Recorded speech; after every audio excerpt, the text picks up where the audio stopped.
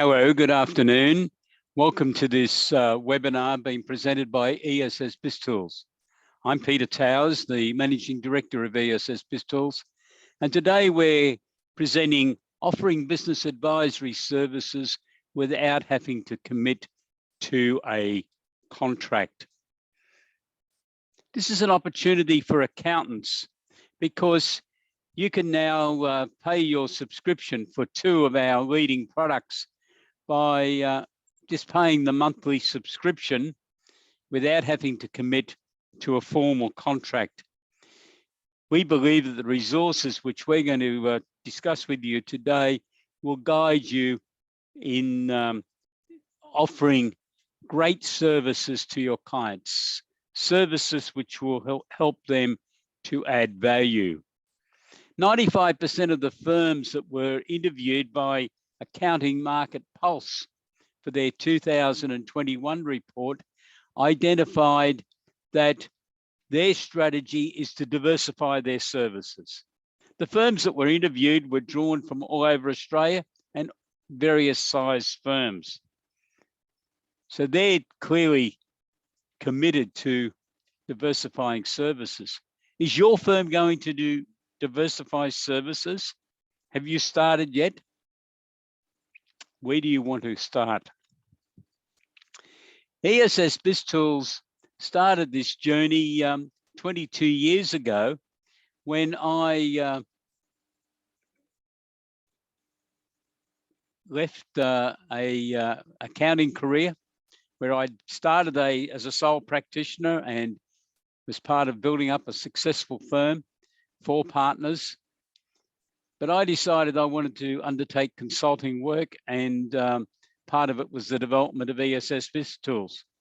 But prior to that, I'd been the Chief Financial Officer and Company Secretary of a listed public company. And that gave me a tremendous insight to the way that big companies operate businesses, in that they are continually looking at ways and means to improve the process. One of the big items that public companies look at is key performance indicators. They're very important for them, and I think they should be important for you and your clients.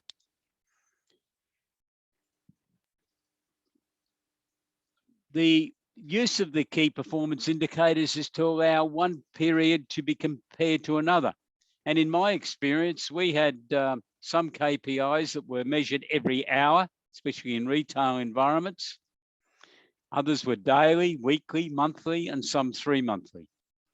But the analysis of those key performance indicators was a key role for the accountant working in that commercial environment. And let's look at what that commercial environment really is. Most public companies, I think, run themselves as a series of small businesses. They appoint an area manager, and normally the team that manager has comprises an accountant or an experienced administrator or bookkeeper, perhaps a marketing or promotional type person, and maybe a couple of clerical staff. And they are responsible for the supervision of 12 to 20 business units that the company has operating in a particular area or in a particular industry group. The role of the accountant there is to perform this commercial role, looking at key performance indicators, helping prepare the budgets for each individual operation, and then at the end of the month, doing further analysis. The budgets can include a very much ongoing detailed analysis, not taking last month's figures and adding, or last year's figures and adding a percentage. They go way back to the production forecasts. What's going to happen? What's the marketing and sales team saying that they can successfully market and sell products to? And now that can be any type of products depending on your client's industry, of course. In my case, that industry was to do with livestock. because we were a meat exporter and retail butcher shop operator throughout the eastern states of Australia. The labour team is then very important. What's the labour team that's going to be needed to produce the production that's been forecast, and what's it going to cost? What raw materials are necessary? And for raw materials, you could substitute other terms. In our case, it was livestock that we believe we could purchase at an appropriate price. Electricity and other fuel inputs, what are they going to cost? How much is required? Are we going to be able to get the supply? Which has become a very important question at present. What's the inventory buildup going to be? Because we're going to make this sort of production level. Is the sales manager confident he can sell that production? Is the shipping manager confident that it can be shipped to wherever the products have got to go? In our case, it was markets all over the world. So shipping was very important, but it's still important if you're only dealing in the Australian market. It's still got to be shipped and delivered to customers. What's the sales estimate that the sales department supplied? What marketing is going to be required? What input has the marketing manager made so that his or her estimates of costs are included in the budgets? What's the debtors analysis going to look like? What's the balance going to be? What's the debtors days outstanding? How does that compare to previous year's actual figures? Is it realistic? But can it be reduced? Because there's a lot of money tied up in debtors in most businesses. What's the wage budget going to be for the businesses? Everything been included. And then at the end of that process, the accountant, in conjunction with the local business unit manager, would be preparing the profit and loss forecast for the next 12 months on a month-by-month basis, or in some cases, a week-by-week basis as to what the estimate is. And then we could have the detailed cash flow forecast, in some instances for that area that's under that area manager's responsibilities. In other cases, that might have gone through to head office and be incorporated within their forecasts. And projected balance sheets. Again, it could be for the local area operation.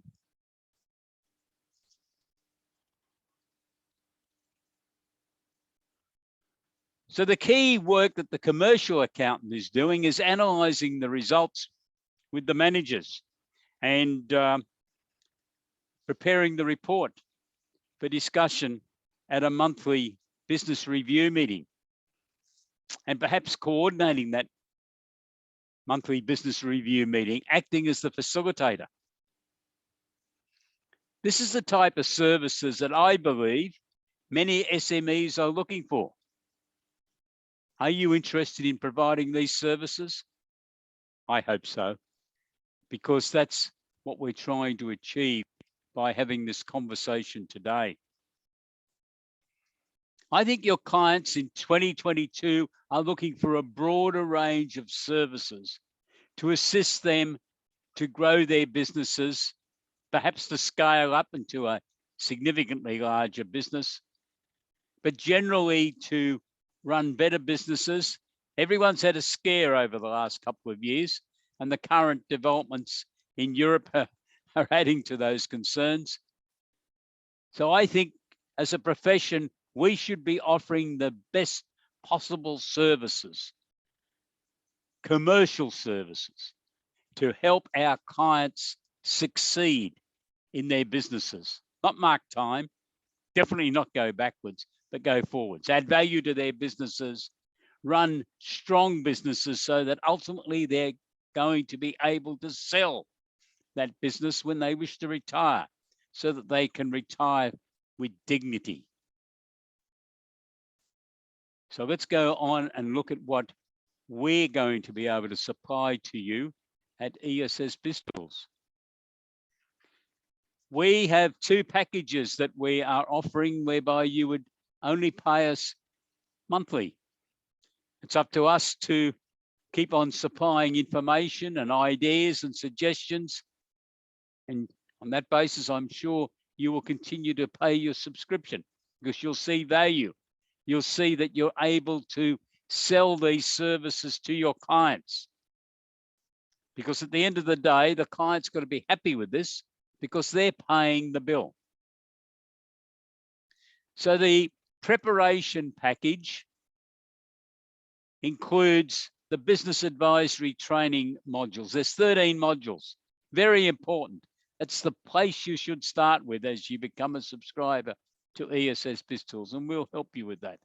Then we've got 340 library papers that we've developed that you can badge and send to your clients.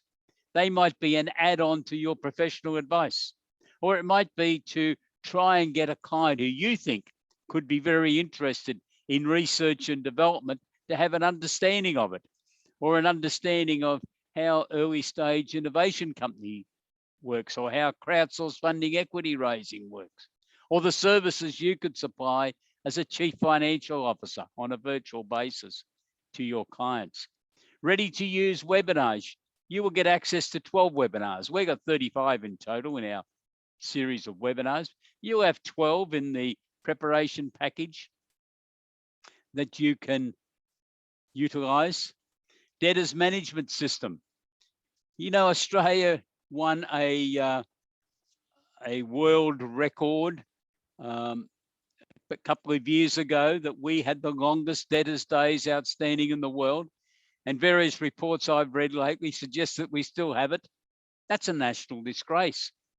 I think the accountancy profession's got a lot to do to get that very poor situation corrected.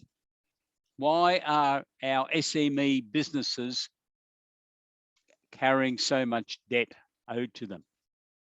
There's millions of dollars tied up that could have been in the cash flow of all of our clients. I think we need to do something about it. And our package will help you do that because it really alerts your client to the investment they have in debtors and how it compares. I find a lot of people don't realize how many days debtors outstanding they have. I've had business people, very experienced business people, ask me, number one, what does it mean? Number two, how do you calculate it? I think accountants should be very conscious of this and making sure that our clients understand. We also have the SME Debtors Systems Manual, because I think one of the real problems with debtors management is that the poor person, and I use that word very wisely, I think, poor person, because invariably I find in a lot of offices that the person that's got the responsibility of debtors is the last employee that's been put on. It just seems to be a job no one else wants to do. So they palm it off to the newest employee with very little training. The purpose of the manual is that there will be a written system because you have templates. You can then modify them to suit the client's business. If you're happy with the templates we've produced, you just badge it with the client's name and your name. But invariably, there might be some changes. There might be different terminologies used. So you can change them, you edit the material. But what it will do is give some sort of guidance to the person that's responsible for debtors. A lot of them have got no idea what the personal property security register is all about. Yet this is very important when it comes to debtors. So we have got some material there on it. I know the prime responsibility for whether a business should register on the PPSR is with the owner or the manager of the business. But I think it's a good idea for the person responsible for this work within the office to understand. So they'll understand why there's this emphasis on timing and getting documents prepared, signed, returned, so that registration can be made within the 21 days, which is about the average of what forms have to be lodged in. Survival in difficult times is a very interesting package. I originally wrote that 10 years ago after a cyclone and businesses were in trouble in Western Australia. But we've continued, we've updated it and made changes to it because every year there's problems somewhere in Australia, cyclones, bushfires, floods. We've had all of them quite regularly lately, haven't we? But there's always pockets of isolated problems in areas, in towns, because a major employer's been forced to close down or has had contractual difficulties or something. So the Survival in Difficult Times package has got 41 sections in it, which will give you material whereby you can sit down and analyze a client's business and start finding out where the problems are. And then we have got 41 articles that interlink with the survey forms, that if you have observed the problem with debtors management, for argument's sake, there's a little explanation article that you can put your name on and give to your client. And if your client's got questions about debtors management or cash flow management or a whole range of other things, you've got articles you can hand straight to your client. So it works effectively. And unfortunately, we've now made it a permanent part of the product offerings, because there always seems to be problems with in some areas in Australia. SME Needs Analysis, I think, is the most important document we have in our package. It was originally developed by Andrew Geddes, one of the joint founders of the Financial Management Research Centre at the University of New England. And with Andrew's permission, we've updated it over the years. So it's a document which facilitates you having a conversation with your client if you don't know where to start. And people tell me this is a problem. They don't really know where to start a conversation with a client, because all you've ever talked to him about or her about is income tax. Well, this, I think, will help break the ice, because we've got a series of discussion points under about 40 different headings throughout that document. You pick which ones you think will apply to your client. You don't have to go through 40. You're a very rare client, you've got to go through that many. But what you're trying to find out is what's worrying the client. What's waking him or her up at 3 a.m? Why do they want to talk to you? And many of them will never have had this conversation with you. If you've been having those sort of conversations, that's great, congratulations. But there's a lot of clients out there tell me they've never had these types of conversations. Hopefully this will facilitate it. Sit down and have a cup of coffee, talk for an hour, maybe 2 hours. I guarantee you, you will get work from it, because the client will say, look, I've been worrying about my succession. I'm thinking of selling the business. I didn't know whether to ask you because I thought all you were interested in was taxation. I was going to talk to someone else. I was going to talk to a broker, but I really want you in my corner on this. This is what can come out of this sort of discussion. You can then coordinate. We've got a package on selling a business. So hopefully that helps. And we have our Business Plus newsletter. Each month we produce a newsletter, which our subscribers upload on the second Friday, or download, I mean, we upload it on the second Friday of a month. They can download, put their badge on it, doesn't mention ESS BIZTOOLS after that, and send it to your client. Now, we produce that newsletter, so it's a marketing communication tool for you to go to your client. It's an information resource for your clients. But I try to write articles under 6 separate sections. Someone who's looking at starting a business, buying a business, wanting to scale up, that's undertaken research and development or is thinking about doing it, wants to know what's the journey, what else can they get involved in? Or it's someone who wants to expand their business but hasn't got any assets or any favorite mother-in-law or favorite aunt that's going to give them a property to be able to mortgage for the bank. So they're asking questions about, can we raise capital? Can we raise capital as a crowdsourced funding equity raising company? Or can we raise capital under Section 708 of the Corporations Act? So that's the sort of thing we're looking at in the Business Plus newsletter. And we encourage you to make contact with those clients who you've identified in those various categories. You've sent it the newsletter to someone who's thinking about buying a business. Well, give them a ring. Do they need more information? Are they ready to go? Have they confirmed your appointment? The starter package includes everything that I've just gone through in the preparation package, but it includes more.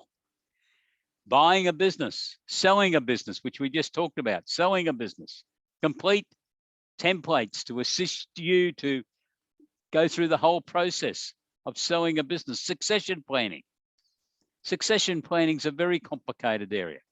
And we've got a full package which will assist you to have that conversation with your client and then to work out. And in some cases, succession planning might take 3 or 4 years because you start the process, you ask the client what they think the business is worth. And how many times have you had it? The client says $2 million. And you think to yourself, I don't think it is. And you do your analysis and you come up at $1.1 million.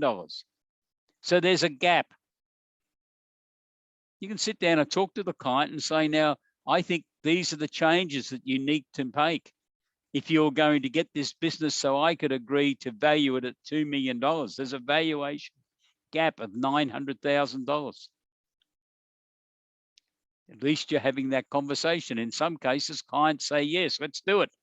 Let's put in your program for the next 2 years and we'll try to get the profitability up. We'll make the premises look smarter.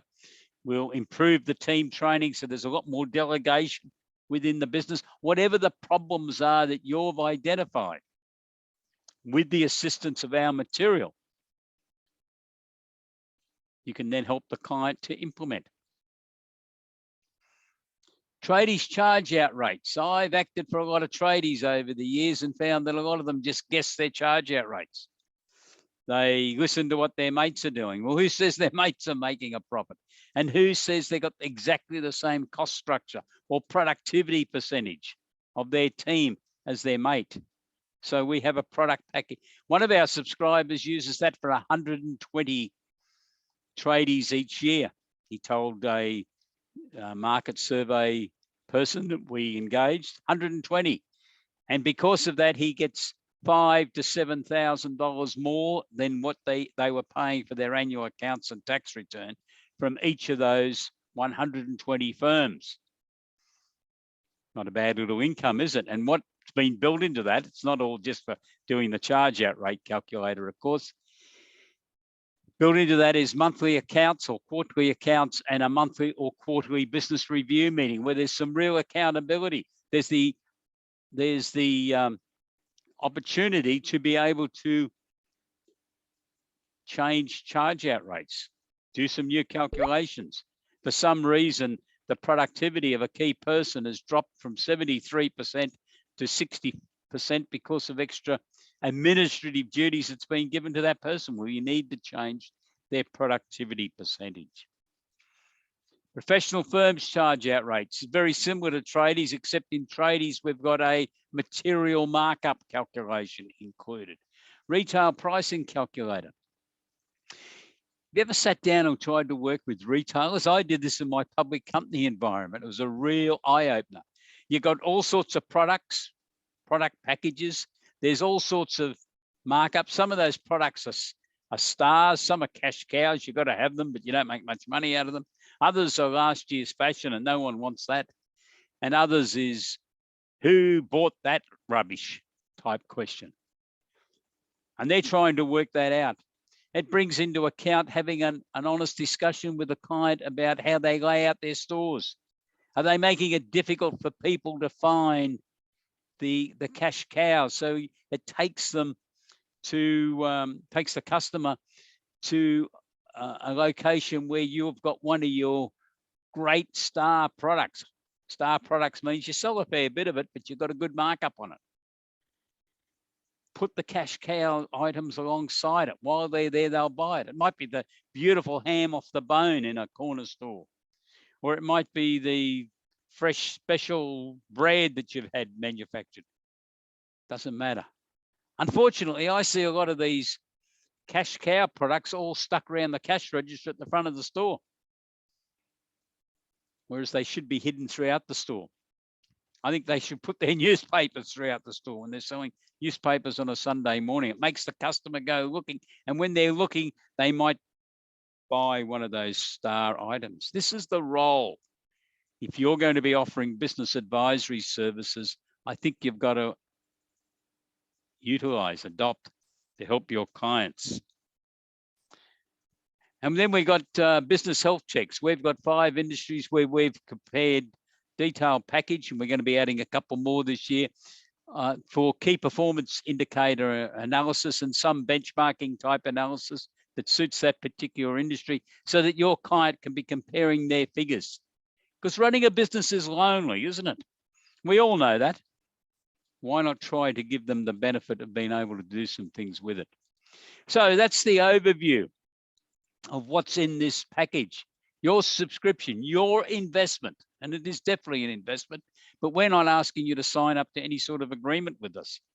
Your subscription for the preparation package is $129, including GST, and for the starter package is $197, including GST. So you want to know more? Well, you can go to our website, of course, and I'm now going to show you where you've got to go, because we will just show you. So I'm just going to share the screen. I'm going to bring it across for you to look at. And what I have now on the screen is the ESS BIZTOOLS website. I hope you've had the opportunity of having a look at it. We've done a lot of work on this, some of our subscribers from around Australia, and there's various material there that you are most welcome, of course, to look at. There's Andrew Geddes, who's been a strong supporter of this concept, because this is what the Financial Management Research Centre was created 40 years ago to try to create for accountants. A group of accountants who are committed to supplying, it wasn't called business advisory services back in those days, that's what we call it now. Andrew likes the terminology these days of business improvement services. I think he might be right, but the industry is generally calling it business advisory services. But if you want to subscribe, you go to this button here, subscribe, sign up here. We'll double click on that.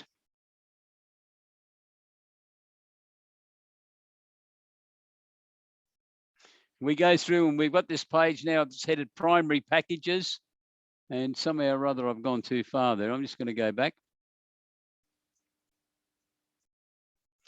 And in here, we've got the advanced package and the optimum package. They're our full top of the range products.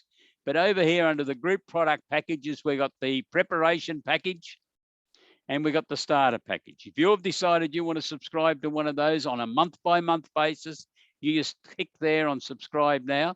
We do still have a discounted 12-month package. If you're interested in it, you do the sums. There's a significant discount being factored into there and there. And you can elect to come in on that basis if you want. But our real pitch to you today is you only have to pay monthly. It's up to us to keep you very interested in supplying these types of services to your client. So I hope that that will be acceptable to you.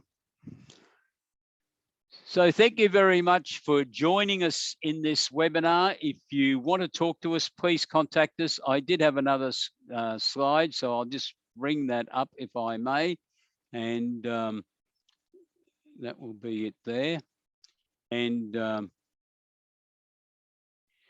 if you want to talk to me, some people like the idea of having a conversation. We normally do it by a Zoom meeting, but in the first place, to finalize the arrangements, can you give me a phone call, please? 1-800-232-088. And we can have a 45-minute, no obligation Zoom meeting. And during that, I will listen to you. You tell me what your firm's size is and the type of clients you've got and where you're wanting to go. What is your vision? And I'll give you an overview of the type of services that ESS BIZTOOLS could provide to you. Then we'll send that as a proposal to you. It's up to you whether you accept or you don't. And I've already given you some of our contact details. If you want to send me an email, you're quite welcome. Just that most people these days like telephone calls, but send me an email if you wish, peter@essbiztools.com.au. You've got the telephone number, and there's our websites. And our website for our grant program is www.essbizgrants.com.au. Please go there. You can trial 2 of your clients on that package just to see the magnitude of government grants that are out there for most industries in Australia at present. And that program includes federal, state, and territory grants that a particular client might be interested in. So thank you very much for joining us in this webinar today. Please stay safe, and I look forward to hearing from you in the not too distant future. Have a great day. Goodbye.